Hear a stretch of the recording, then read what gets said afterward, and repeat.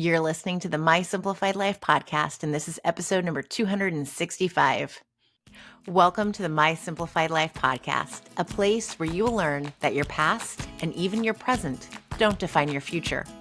Regardless of what stage of life you're in, I want you to feel inspired and encouraged to pursue your dreams, simplify your life, and start taking action. I'm your host, Michelle Glogovac, author of How to Get On Podcasts, the podcast matchmaker, and CEO and founder of the MLG Collective. I'm excited to share the stories and life lessons of changemakers and authors with you while taking you on my own journey. This is My Simplified Life. Hey friends, welcome back to another episode and the last one of 2024. I'm your host, Michelle Glogovac. Today, I have the pleasure of introducing you to Nikkya Hargrove. She is the author of Mama and a brand new bookstore owner in Stratford, Connecticut. I listened to the audiobook of Mama and loved Nikkya's story, her honesty, her forgiveness, her hope, all of the things that she truly embodies as a person. And so I reached out because I needed to have a conversation with her to learn more and to get to actually talk to her in person. So I'm thrilled to get to share this interview with you and can't wait for you to grab your copy of Mama. You can also check it out at the library, get the audiobook, ebook, anywhere you buy books. Hi, Nikkya. Hi, Michelle. I am so happy to be talking to you on a Monday morning. You're making my week already. It's so cold here in Connecticut, but we are here. I have my coffee though, so. Same. And here it was in the 40s this morning, and I say that's cold. Nope. You're probably colder. 27. Yeah. Okay. You win, but I'm still cold. I'll take 40. I'll take your 40. Well, it should reach 60 by this afternoon, so I can't complain, but I will still be in multiple sweaters because that's me. Yeah. 'Tis the season. Yes. Can you introduce yourself to everyone, please? Sure. My name's Nikkya Hargrove. I am the author of a debut memoir called Mama, a queer Black woman's story of a family lost and found. It was published on October 15th, so it still feels very new to me. And it will, because you'll have to keep promoting this for at least another year. I know how it goes. That's what I'm hearing. I did not know that is the way that it goes, but I'm a fast learner. I feel like the heavy lifting's before, but then you have to keep continuing to do it. So my hope is, things slow down, and like that's when it's good to reach out to an author. It hasn't slowed down for you, has it? Yeah, I mean, like right now it's slowed down a tad, but I understand there's like phase 2. So I'm unsure of what that entails, but it's coming. Phase 2 is It's coming. Yeah. Yes. And you still have so many things going on. I love it. And let's also talk about the fact that you're a bookstore owner. Yeah. That is also very new. It's difficult for me to promote myself or talk about myself because that's just not who I am, as a person, but it is now my job to talk about the author, Nikkya. But I am also a small business owner, and a month before the book came out, I opened our town's one and only independent bookstore. It is called Obodo Seredipity Books, and Obodo means community, and it's a language. It's a word spoken in Nigeria, and it's the Igbo language. So community, Obodo, Serendipity Books in Stratford, Connecticut is where our home is. So I'm learning a lot, both about the community that I call home and chose for my family and I, but also about what it means to be a small business owner. Mm-hmm. There are so many little tiny things that you just don't think about, Yeah. And they continue. I've been a business owner for years now, and there's still things that I went, oh yeah, and let's get a trademark, and let's do this, and more legal stuff, and don't forget to file this thing with the feds. And Yeah. Yeah. At a certain point, I was like, is it because I'm like over 40 now that like I'm slowing down in like my thought processes and the multitasking and but no, there are No. just so many dots to be connected, Michelle. But Yes. And I'm in hey, that over 40 crowd with you. And I'm like, really? You know, the emails of you have to file this. Did you yes, get this? Don't forget this. And my then, gosh. Yeah, oh, there's new things. And yeah, I've got one accountant saying this. And I'm like, wait, is that the same thing that the attorney just told me to fill out? Because we're not filling this out. Yeah. It is never ending. no, no. And then to be new at it all. At least you have some years, right? In the But game. everything changes. So things are still new. There's new forms and it just, yeah. Yeah. And then you get your ducks in a row and you're like, oh, and I have to reconcile all the statements every month. And Like, what's yeah. QuickBooks? I don't know what that is. Oh, that sort of Yeah. thing. But here we are. Yes. I know how to write. So I have that. You do. And Yeah. your book was beautiful. I loved it. Give us Thank a synopsis of it without the spoilers. Ooh, that's hard. Um, okay, Well, so we know how you end up because you've already told us that you wrote the book and you own a bookstore. yes, yes, yes, yes, yes. I wrote the book. I'm still alive post writing the book. So while it was difficult to sit at the computer and sort of reopen some of the wounds, essentially it's a story about love. It's a story about community. It's a story about motherhood and my own mothering. It is a story about hope, and I am someone innately um, hopeful um, that things will turn out in life the way that they are meant to.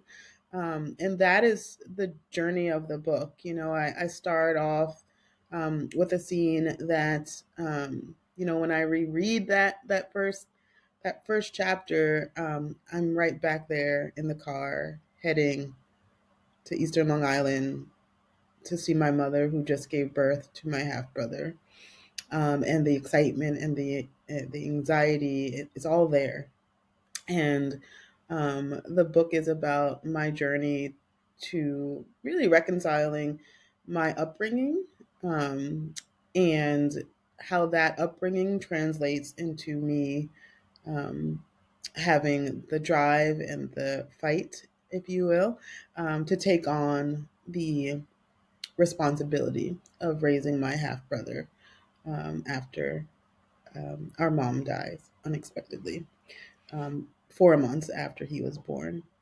And so the book really walks the reader through what life was like for me as a teenager, and then fast forwards to my mother's death, and what happens in the months and years after that. And I feel that for me, a big theme also was forgiveness. And I mentioned to you when I reached out that I saw that you're connected with Jonathan Conyers, who I've gotten to meet and read his book and interview. And I felt very much that you both had that in both of your books and your lives of this ability to forgive the way that you did. And it blows me away for both of you. You're incredible human beings to have, witnessed parents who have gone through what they've gone through, allowed you to have the experience that you had, because ultimately you wouldn't have had it if it weren't for what your mother did. Yeah. And you came through it in such a big, beautiful way. And to then raise your brother on top of it, you're just an amazing human.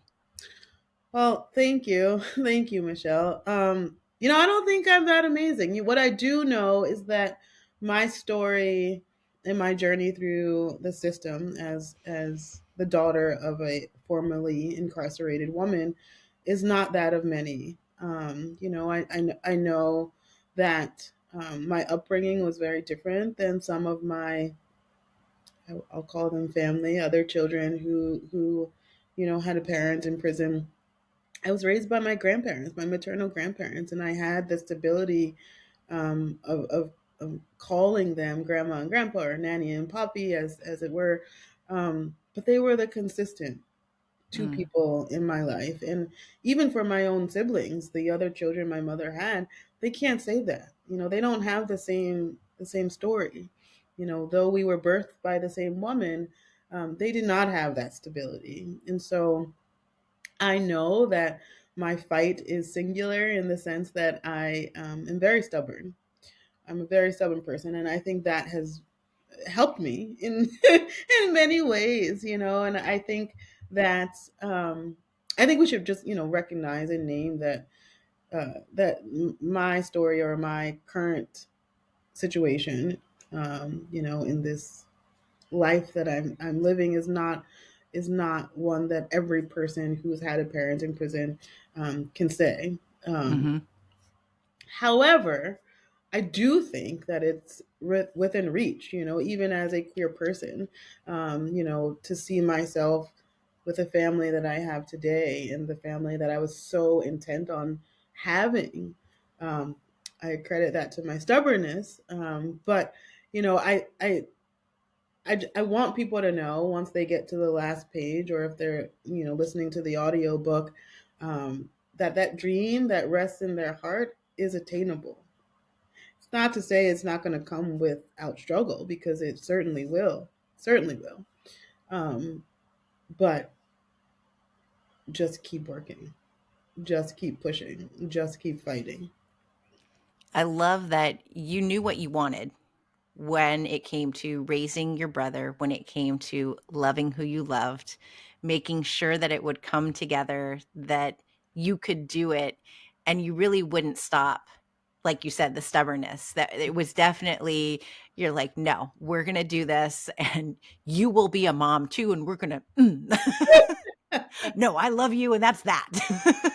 Yeah, today my partner, my wife, tells me to slow down. Like she's just like, we don't need to do that now. After the bookstore, we were heading to her. After I opened the bookstore, we were heading to her job. She's a pediatric hospital chaplain, and I don't know, for some reason I was dropping her off, and we passed by Yale University because she works at Yale, and there is this building, this newly built building, and it's all glass, and I'm looking out of the window and there are students in there like with their headphones on and their laptops, and I'm like, oh, Danushka, look at that. And she's like, look at what? I'm like, look at, like, there's such light and joy in that building. I was like, maybe I should get my PhD.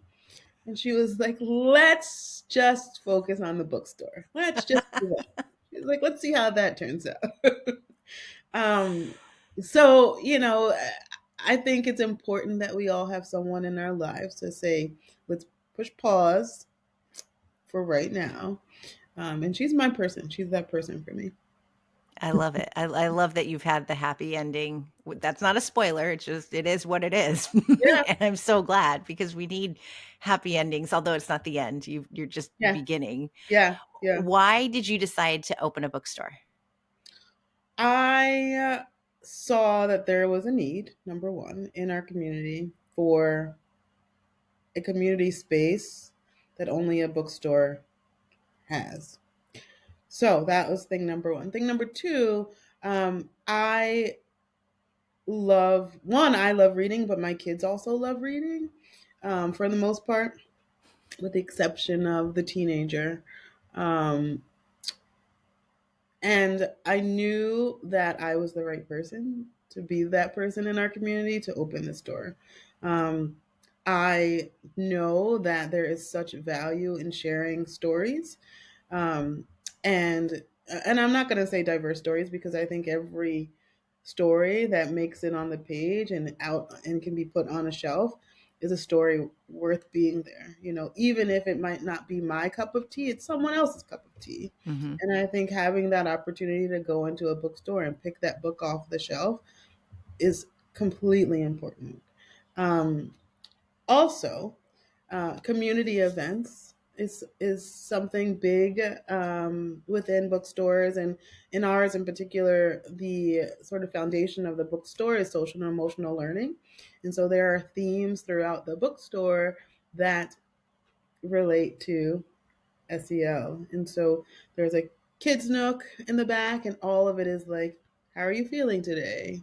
Did you check in with yourself? And so, there are pieces of my bookstore that people might walk in and say, oh, it's a kids bookstore. or it's a queer bookstore, and it's none of those things. It's a space for everybody, and it's all of those things, right? And so, one of the things that I think over the past 2.5 months since we opened our doors is um, that light bulb moment that you've probably heard people say. It happens frequently when people walk into the bookstore and they're like, "Oh, what is this? Is it what is this?" And so I have to explain, it is a library, it is a community space, it is this, it is that, and so in short, Michelle, to answer your question, I opened the bookstore to be a community space and a place of hope, and understanding. I love that. I always want, that the Hallmark movie of the brick and mortar, bookstore that you go into, and we have a couple of bookstores, but it's not like the one that you walk down the street to. And I would love that. I would love to have these community events, but we don't. Maybe we're Yeah, too big of a city. I don't know. yeah. You're in LA, San Jose. San Jose. Okay. Yeah. Yeah. So it's very spread out, and it's not that feel. Like, I get the Yeah, feel. I wanna come see your bookstore. I wanna yeah. go and have a cup of coffee with you and Please, okay, peruse your please. shelves. Yes. But our town is a very, very much like a working class town. Our neighbors are like firefighters and teachers, and but all are invested in our community. And I was shocked. We've been here for almost 11 years, and not one bookstore, not one. I feel like it's kind of dying off, it seems. Like, I found a website where you can look at bookstores for sale, Oh, and there's a lot. I'm like, "Oh, this is interesting." yeah, yeah. I mean, like, Yeah. now that I'm sort of in that world, people close their doors for many different reasons, Mhm. and a lot of people think, oh, it's because they're not bringing in revenue, and some of it is because people have just lost their love for the work, Mm. whether it's the publishing industry or the cost of books, like whatever it is. But not all of it's because of the big Amazon, you know. Yeah. And So yet people probably assume that that's what it is, and yeah, it's true. I would have before mhm. I got into this world, but Barnes and Noble, they're building 6 new locations. They just closed ours 60, down. sorry, 60. They closed ours down. They're Oh, putting a Hobby Lobby in instead. oh, that's fun. I'm I sorry. am not pleased. Yeah, I'm For sorry. those listening who can't see the look on my face, I am not pleased. I'm I'm not a Hobby Lobby person, so I've mm-mm, never been into a Hobby Lobby. mm-mm, not gonna happen. That could be a whole nother episode with a rant. It could really be. I think so. We It's probably up should there do. with Chick-fil-A, and yes, I've said it, everybody. I don't do Chick-fil-A either. So, Neither do I. mhm. I think we stopped on a like family trip once because there wasn't anywhere else to go, and we stopped and we're like, we don't understand what all the Yeah. rave is about. I don't get it. No, I've got KFC down the street. I'll just I go to mean, them do that. instead. Do Yeah. that. Yeah, Mm-mm. yeah, Mm-mm. I stand firm in my beliefs. I have no problem boycotting places. yeah, yeah. And the whole closed on Sunday thing. Why? In and out's not. Mm. We'll just leave it at that.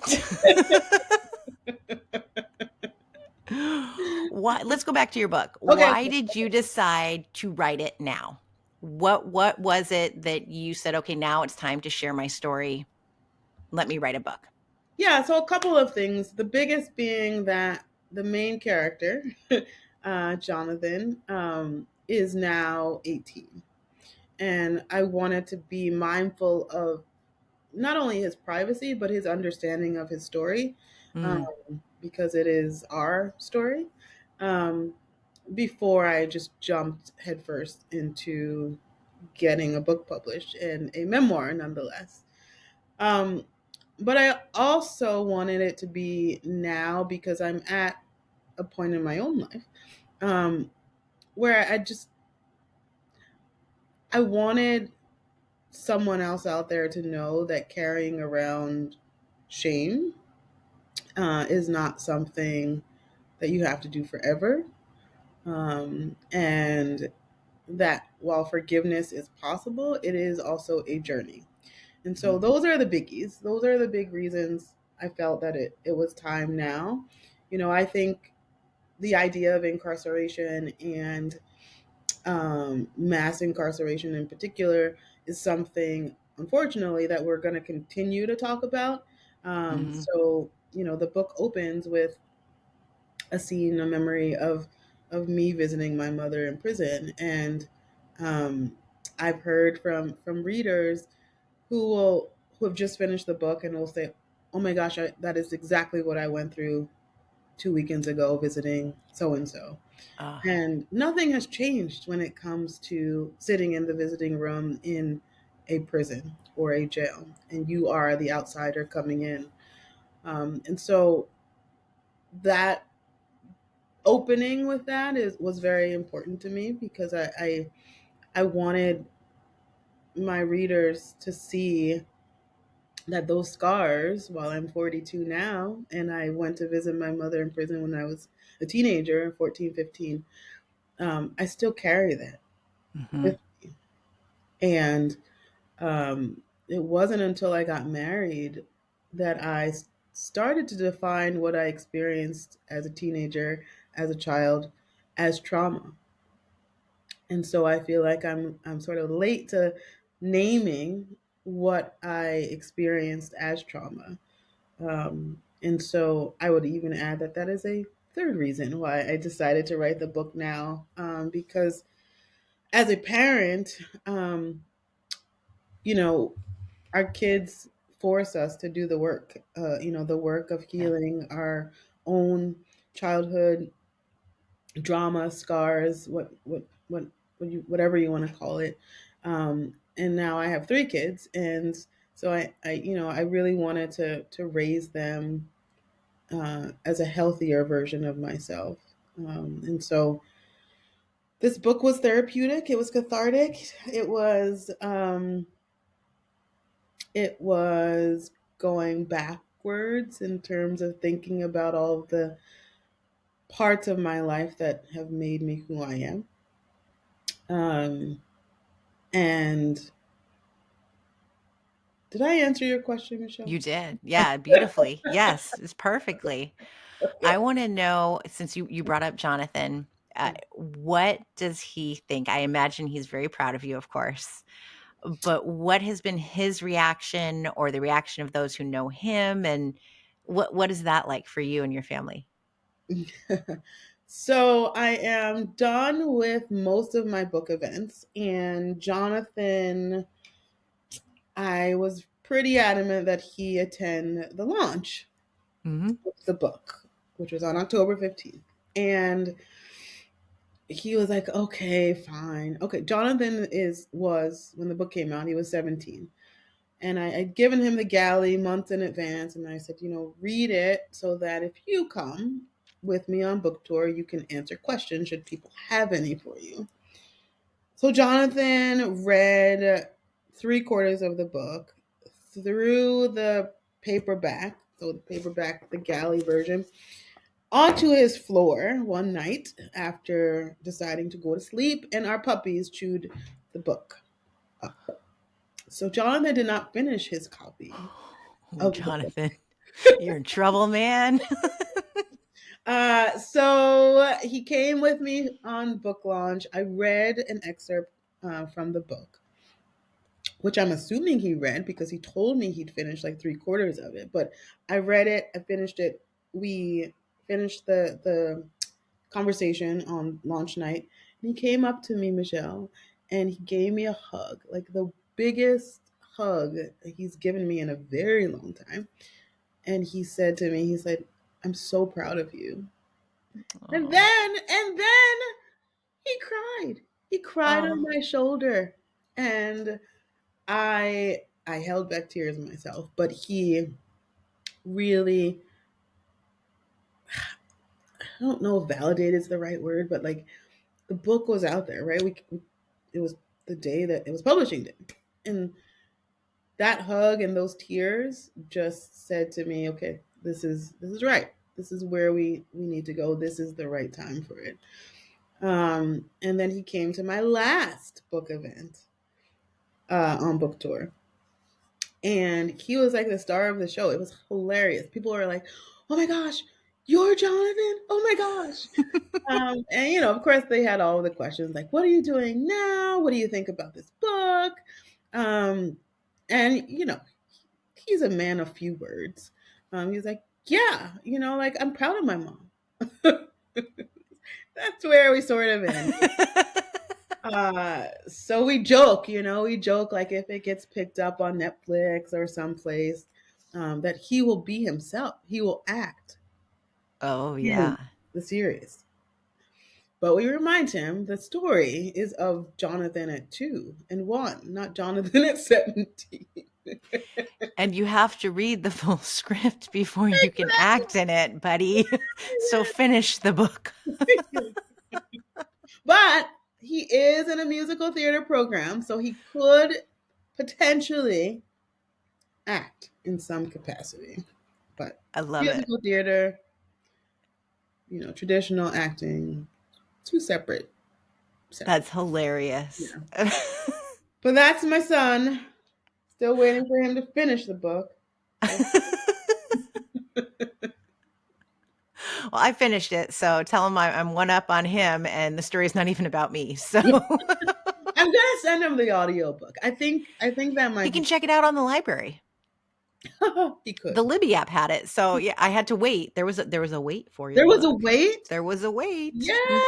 Yeah. Yes, Yeah, Michelle. and I think I got bumped up because, you get the notifications of, "You're now getting it because the library has acquired 2 more." And I'm like, "Oh, good. Yeah, there Yay! was a wait. Oh So you're doing good." yeah, happy! Yay!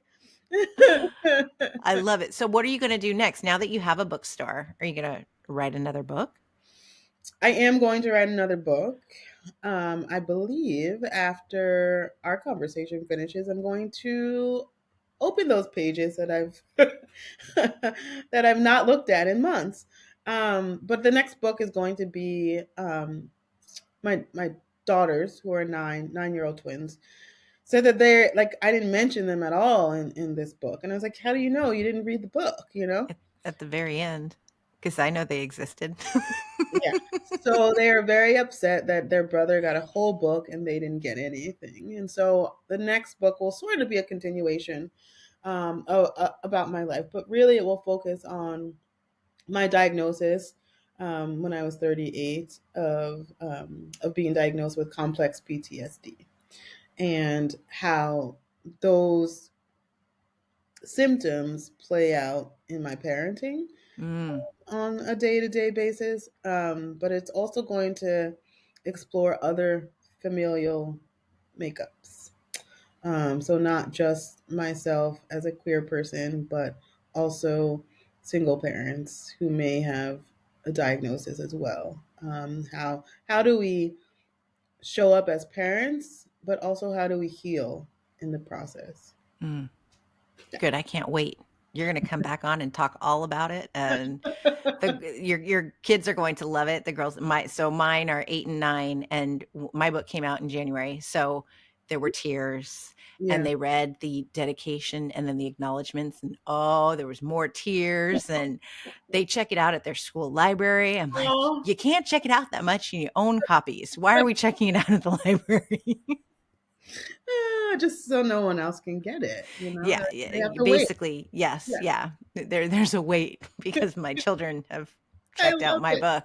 I love it. Yes, which we have plenty of copies, all They're around the house. they're your marketing folks. They're the best. So Yeah, your girls will totally be that way, yeah. especially when it's about them. And I'm sure that they will read the entire book I before think your so. launch. Yeah, I think so. yeah. Mhm. I'll I send love it to it. your sons. Yes. They can also Yeah. read Oh it. yeah. Yeah. Put in the back somewhere my name. And they'll be like, oh my gosh, you're in a book. Like, never mind the one that I wrote. Yeah, yeah. Oh, But I I was love it. like, how awesome to have such cool moms. I mean, really. Right?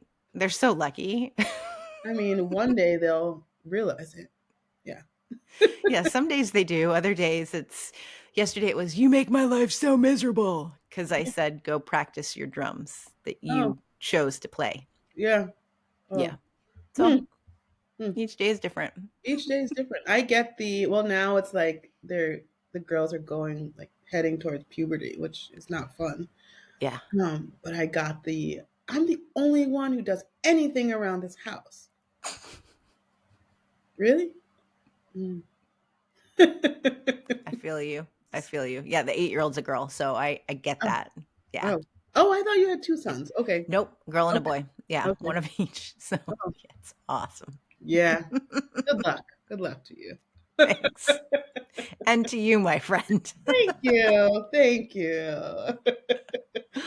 Where can everybody find you? Buy the book Mama and visit well, we know your store is in Stratford, Connecticut. Yep. So can you Yep. just give everyone a website? Where should we follow you, Yeah. find you? Yeah. Yeah. So I'm only on two platforms, technically three if you count LinkedIn, but Instagram, Facebook, and LinkedIn at Nikkya Hargrove. You can visit my website, nikkiyamhargrove.com.